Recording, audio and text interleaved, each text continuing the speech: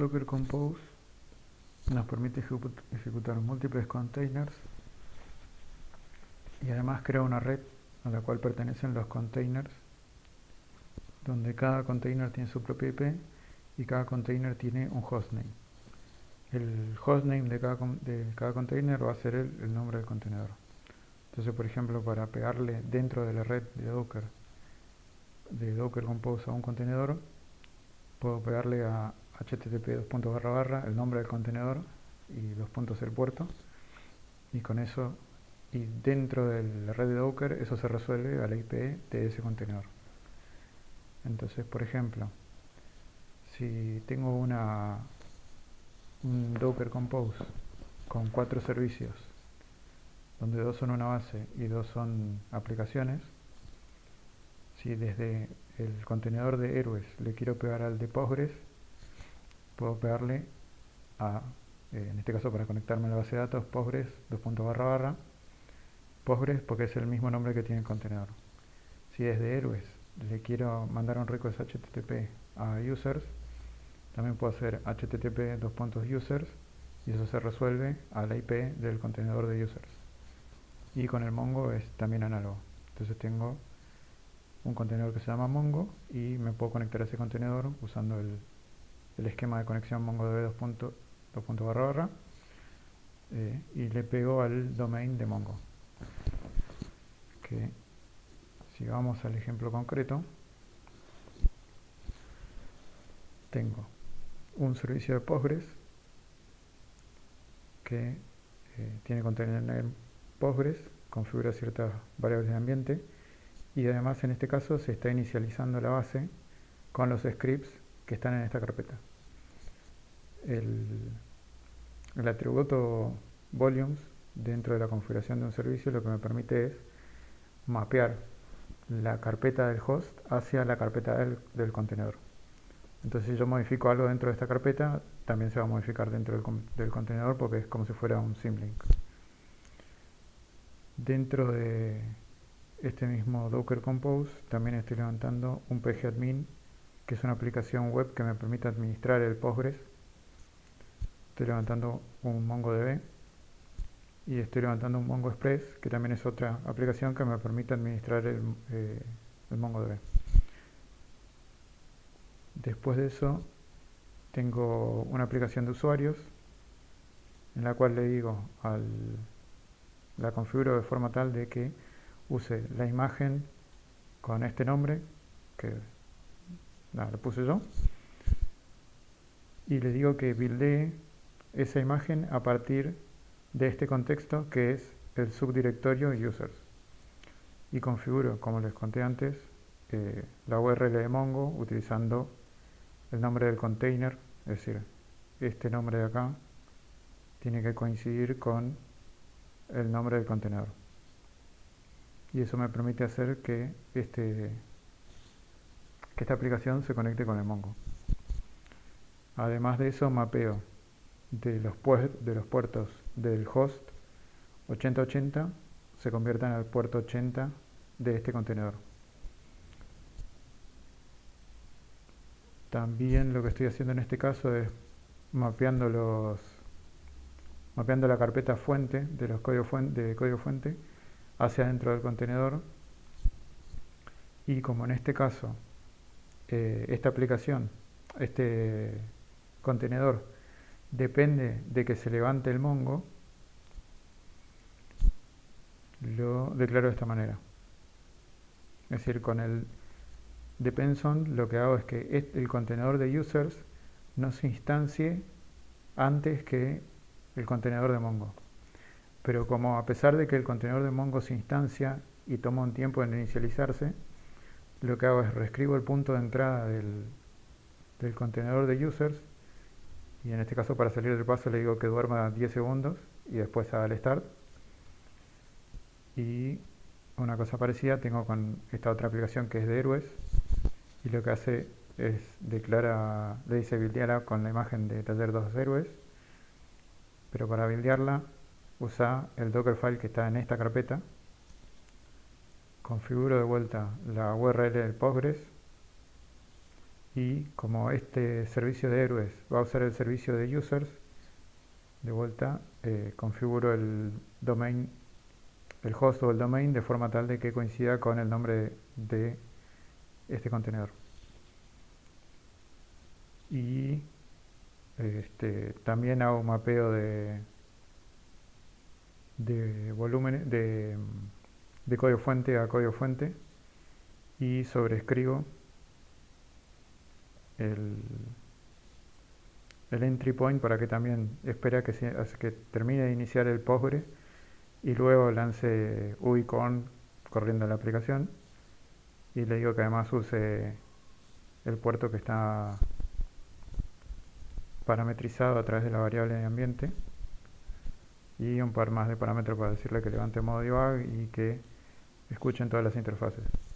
Y nuevamente, como este contenedor depende del Postgres y del contenedor de users, agrego el depends on para que no se instancie el contenedor de héroes antes que el de users o el de Postgres. O dicho de otra forma, para que el contenedor de héroes se instancie después de que se instanció el contenedor de Postgres y el contenedor de users.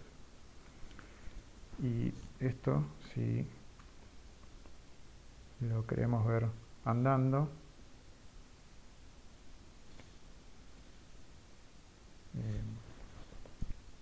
lo levanto con un Docker Compose App y empieza a inicializar los servicios y hace cosas. Y finalmente bueno, ahí pasó un error, pero vamos a cuenta que no pasó. Finalmente lo que obtengo con eso es que, como mapeé los puertos al host, tengo en el 8080 el servicio de users y en el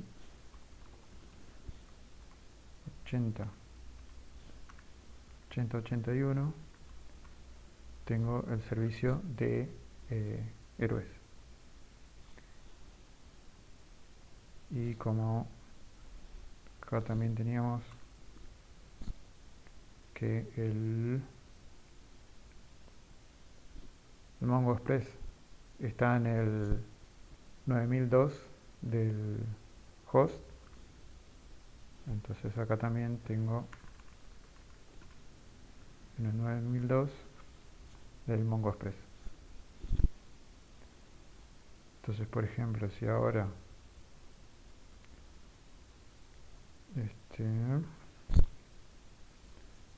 quiero crear un usuario,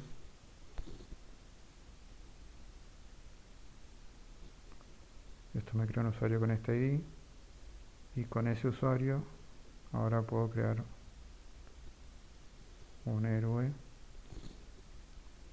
donde el autor es este usuario, el héroe es Spider-Man,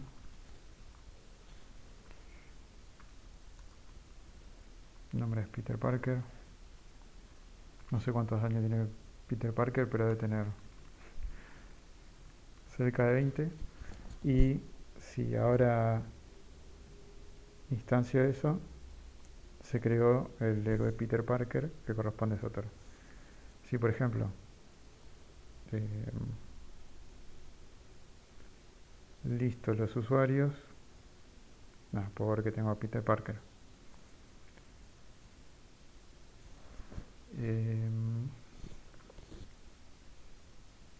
Entonces, de esa forma lo que se puede hacer es tener una carpeta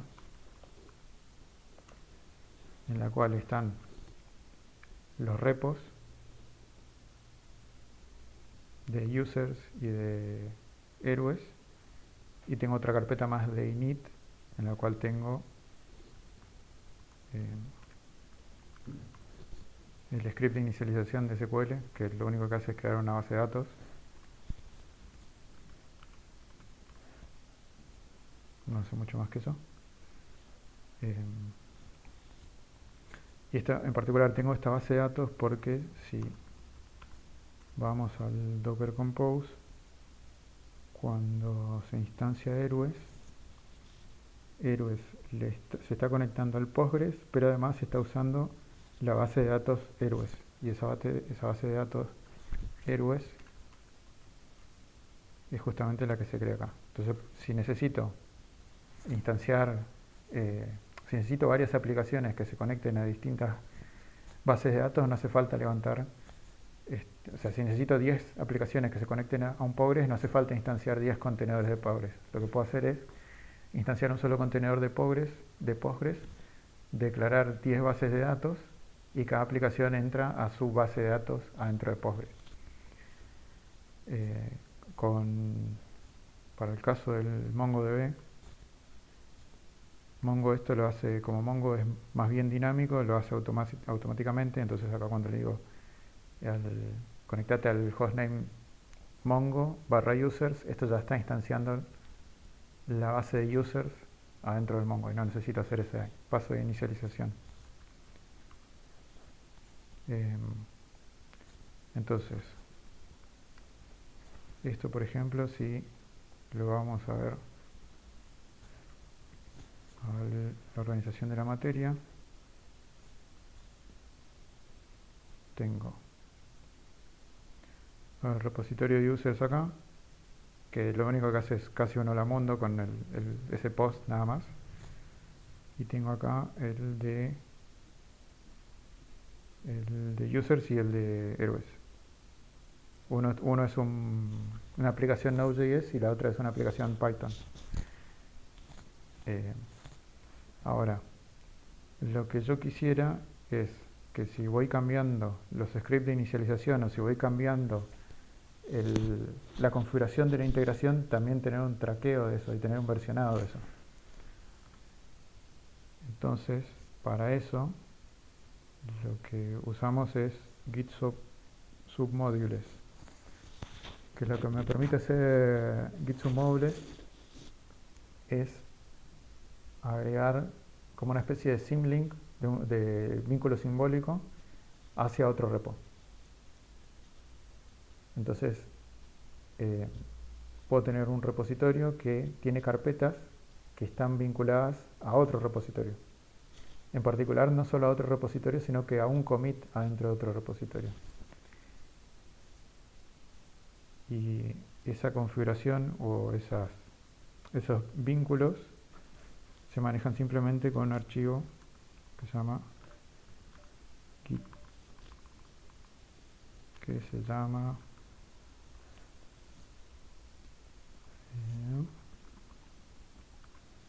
git modules.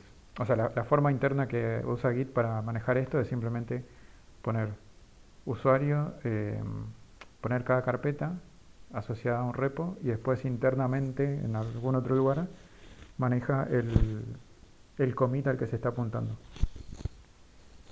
Entonces, de esta forma puedo tener un repositorio por aplicación y a su vez tener una aplicación con todos los repositorios sin tener que copiar los repositorios. Lo otro que tiene esto es que cuando uso git submodules, los módulos funcionan como repositorios independientes. O sea, dentro de la carpeta héroes, que es el vínculo simbólico, es como un repo independiente. Si yo acá agarro y, por ejemplo, hago checkout de main, o puedo hacer checkout de una versión anterior a la que está en main, esto en el repo que contiene los submódulos se va a ver como que yo cambié la referencia, cambié el vínculo simbólico, porque ahora mi subcarpeta ya no está más parada en la misma dirección que está el branch de integración de main, sino que ahora lo apunté a otro lado. Pero lo que hace si yo hiciera un git add y hiciera un git commit de esto, no es modificar el repositorio de héroes, sino que modifica el link simbólico. Entonces esto, por ejemplo, trabajar con Git submuebles requiere un poco de orden, porque si yo llego a hacer un checkout de la carpeta de la carpeta que contiene submuebles, puedo llegar a perder las referencias o puedo llegar a perder lo que estoy trabajando. O sea, esto requiere que primero se hagan cambios adentro de las subcarpetas, se pusheen y después se hagan los cambios reapuntando los links simbólicos.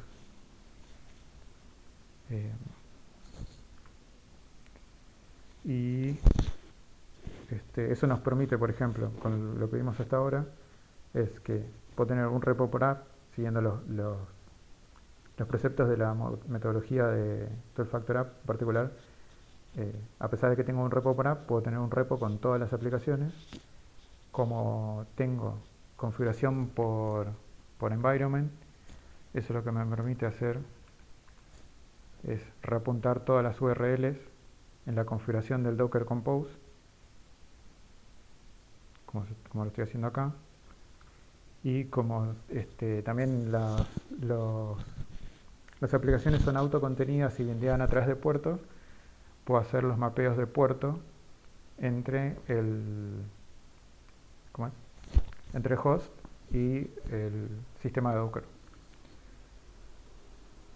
Y lo otro es eso que les había contado, que usando Git submuebles, puedo agregar repositorios como si fueran links simbólicos, pero apuntando a commits.